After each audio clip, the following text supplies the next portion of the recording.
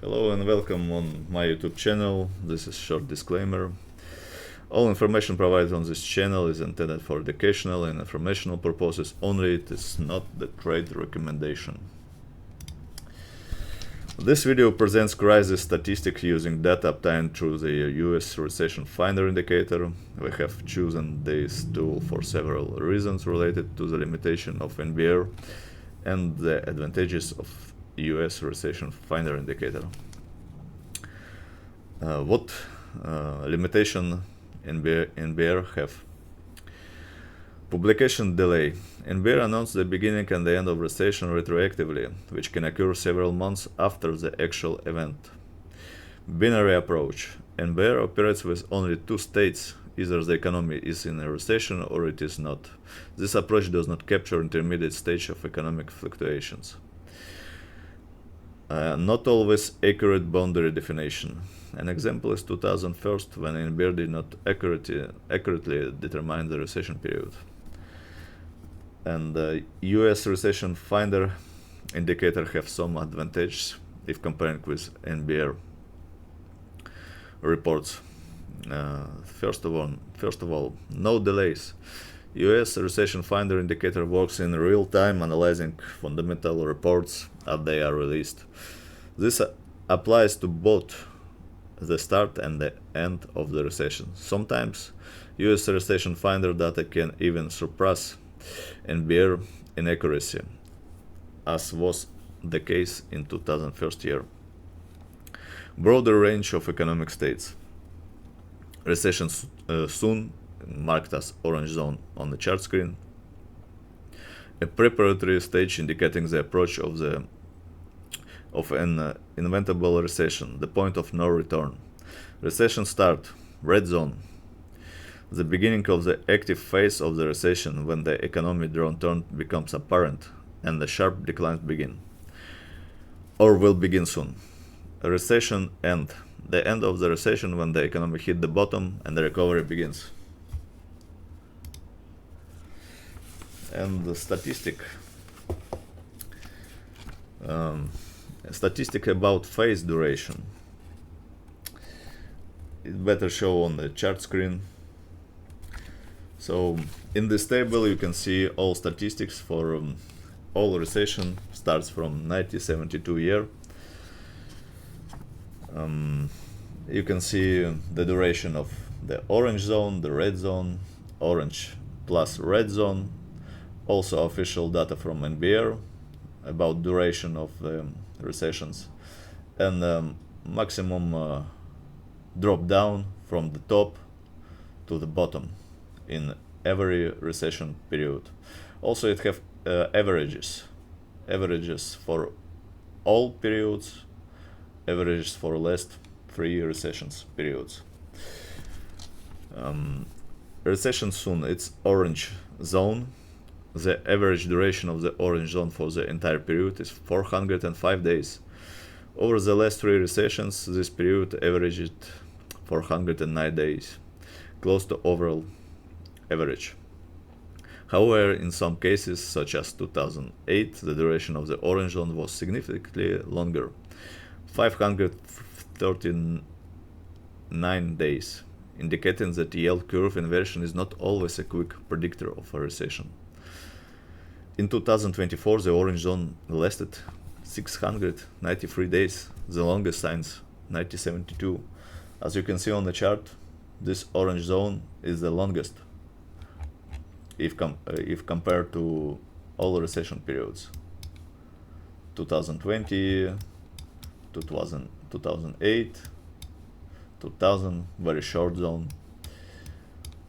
The current zone is the biggest. Somebody don't want recession happens very soon. The red zone. The average duration of the red zone over the entire period is 309 days, and for the last 3 recessions, 441 days. A prolonged red zone is crucial for economic health, allowing inefficient companies to fail and larger companies to optimize and strengthen their market positions. The 2020 recession was the fastest on record, lasting 63 days. 63 days. Very fast recession. Its brevity likely led to the next recession occurring just 4 years later, as the US economy didn't have enough time to cleanse itself of inefficient business.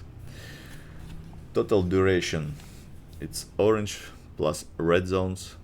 The combined duration of the orange and red zones over the entire period averages 714 days. For the last 3 recessions, this figure is significantly higher, 849 days.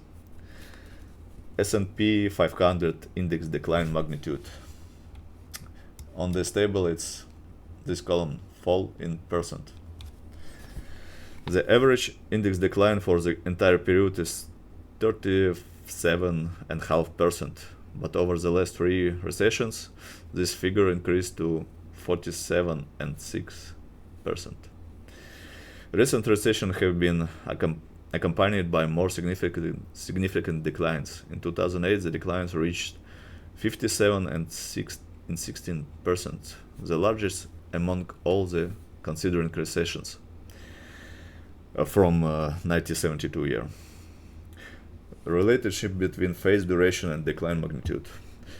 There is a clear correlation between the increase in duration of the orange and the red zones and the magnitude of the decline. The longer the orange phase lasts, the more likely a significant drop in the red phase.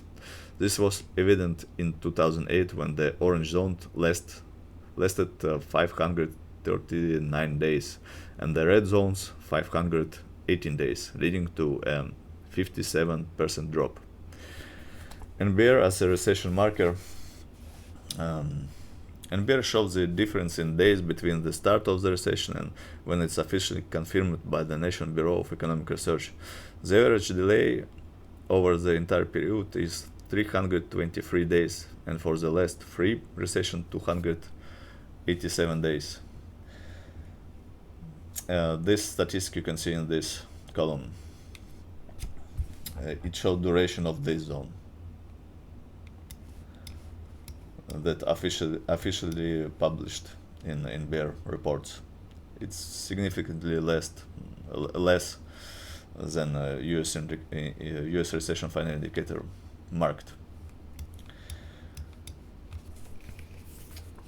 Top distribution by zones. These statistics show over there in this table. We have 3 zones where top was heated. It's the first one is before orange zone, inside the orange zone, and inside the red zone. Before orange zone, top were observed in 1973 and 2001 year. In both cases, significant declines following 49.9% and 50.5%, indicating the accumulation of weak fundamentals. Inside the orange zone, top occurs in 1982, 1990, 2008, and 2020 year. In 2008 year, the prolonged orange zone led to 57% decline. In 2020, despite the short orange zone, the decline was sharp, 35%, due to external factors.